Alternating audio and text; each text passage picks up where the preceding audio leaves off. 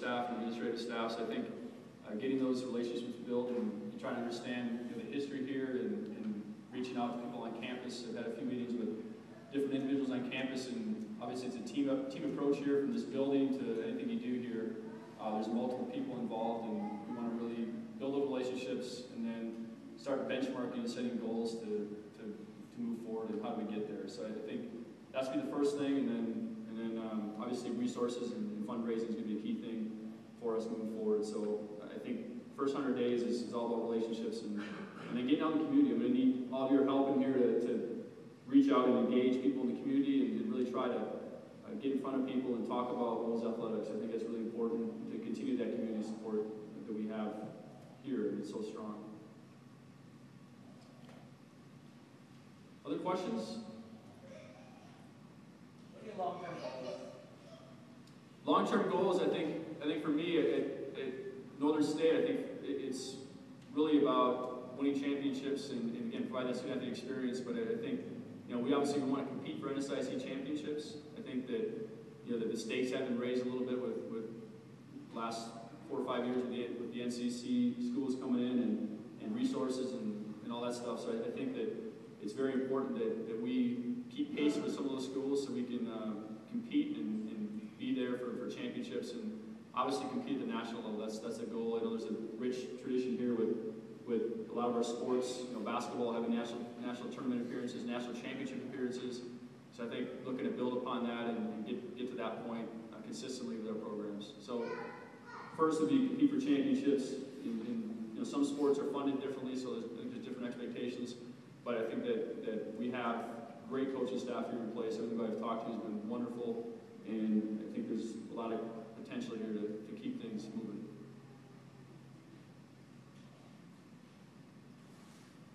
Do you have any particular plans for keeping the academic part of athletics on top of things? Yes, I think that intercollegiate athletics, it is about academics first, and talk about the 3 prongs there at academics, athletics, social development. I think academics is first and foremost, and we want to work closely with everyone on campus, professors, faculty, to keep that in focus. And I think the thing we take a lot of pride in athletics is having a better GPA than the student body, and I think there's a higher expectation of the student athlete here. I think when you come to sign the NLI or you come to walk on at Northern, you got to take that responsibility. It's a privilege to be a Wolves student athlete here. So I think you got to embrace that privilege, and then everything you do, from academics to how you act downtown or on the community, it's really important that they understand that. And so I think for our student athletes, it's a privilege. It's not a right. It's a privilege to be here, and we want to make sure we're doing everything with integrity, and that again academics is first, and then athletic social development would come thereafter. So for us, still a very strong point, and I think there's been a great tradition about academic success with our student athletes. Having above hopefully a 3.0 GPA, cumulative GPA would be a goal, but I think we're right at that point in the ballpark there. So I think that'd be a goal moving forward. We have strong attendance at our games, but what are you going to do to get that attendance even better and to get more students participate? Yeah, it's a great question. The attendance here is phenomenal. I think that, again, at the national level, it's been recognized. I think there's a lot of things that you can look at from, we've partnered with the marketing students here on campus. I think there's a great potential there to keep that going. I think, looking at the way, the way we structure tickets, and Wolves Club is very important. So I think, obviously that's our backbone to our athletics and funding scholarships.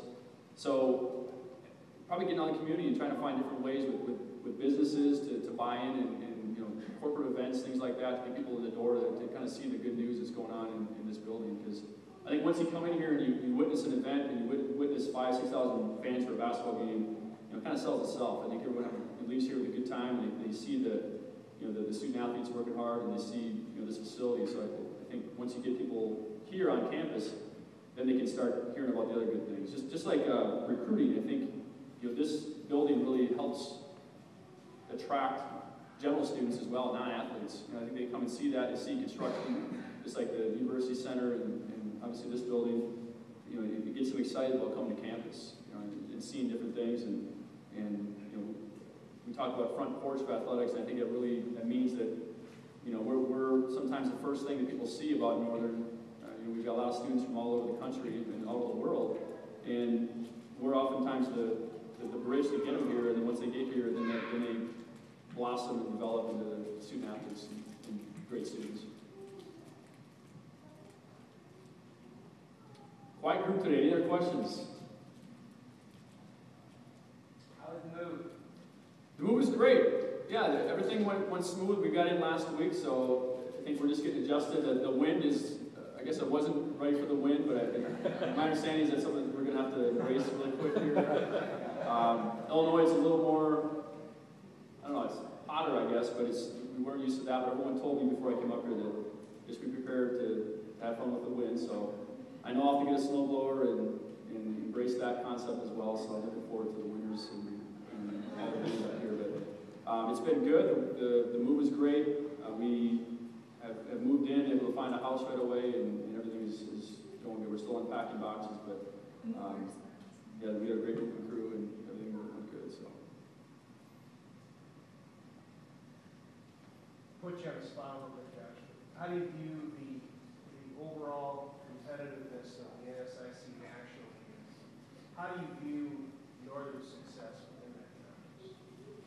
Well, I think nationally, in terms of what the NSIC has done in the last 5 years, I think it's clearly made a step up in terms of, you know, like we referenced, 2000 when NSIC was playing the D3 Wisconsin League. It was probably very similar, and I think in the past 10 years, it's really taken a step forward with national titles that, the basketball has won and football has won in the conference and some other sports. So I think talk about the stakes being raised, and I think that it's one of the probably 3 best conferences in Division II. So there's a lot of importance on athletics for those institutions. So I think it's a great conference to be in. I think that what the conference is doing, the leadership of the conference is really pushing things forward. So again, I think it's an exciting time to be here and be a part of that.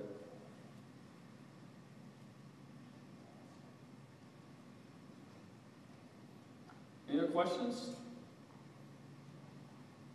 Yes, sir. Tell us about your background, your family, you have brothers and sisters, so you're always from Illinois? Yeah, my wife and I grew up in Wisconsin. I grew up in a town called Watoma, which is, a fun fact, is the Christmas tree capital of the world. So I actually, my first job was shearing Christmas trees for, I think it was $4 an hour. Interesting job, but that was the first job I actually ever had. And then met my wife Andrea at Wisconsin Lacrosse in our undergraduate program, and Andrea's from a town called Boston, which is by Wisconsin Dells. So if anybody's ever been to the Dells, that's kind of where she's from. And then we moved to Michigan to go to grad school at Central Michigan, and I ended up working there for about 5 years.